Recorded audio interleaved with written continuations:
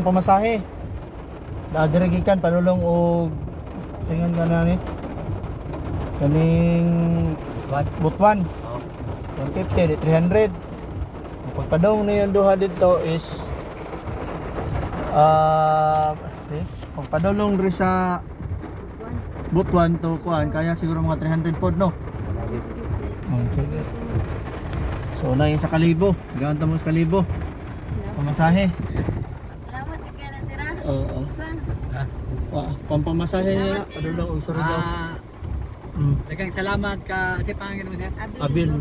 Daghang salamat kay ka Abil Burgos na natabang sa mga. Oo. Salamat din siya kay nakita mi dito sa Trento. Karon gihatod mi diri sa terminal bus. Ayan mi sa kagitagaan niya o Kalibo. sa Kalibo para makauli di Migtarong. Oo. Daghang salamat Boss Abil. Balik na ko saludo ko sa mga. Unta daghang pagmatabangan. Dili lang kay kami. Daghang salamat. God bless si mo ha.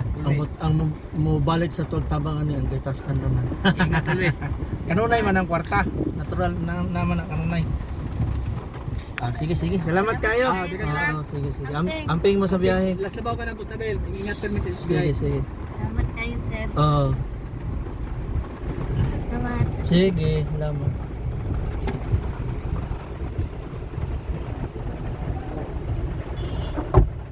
Ito na sila guys. Laoy pod baya. Liman mo na nga gibaktas daw nila ang to. Gibaktas nila ang kuan guys. So pa dito man ako sila nakitaan gud sa Trento ganyan nagbaktas laoy kaayo. Itong akong kuan gihapitan asa pa padulong. Para man pod sila. Kuan daw sila padulong pag Surigao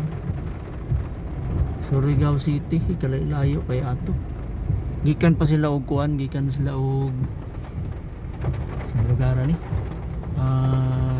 Jinsan kay tunto daw silang kontraktor nang baktas ra 25 kilometers ang gibaktas 5 kadlaw nila nga biyahe antod karon pakaabot gitaganan na ko kwarta kay para at least makaabot sila og kuan abot sila sa ilang destinasyon.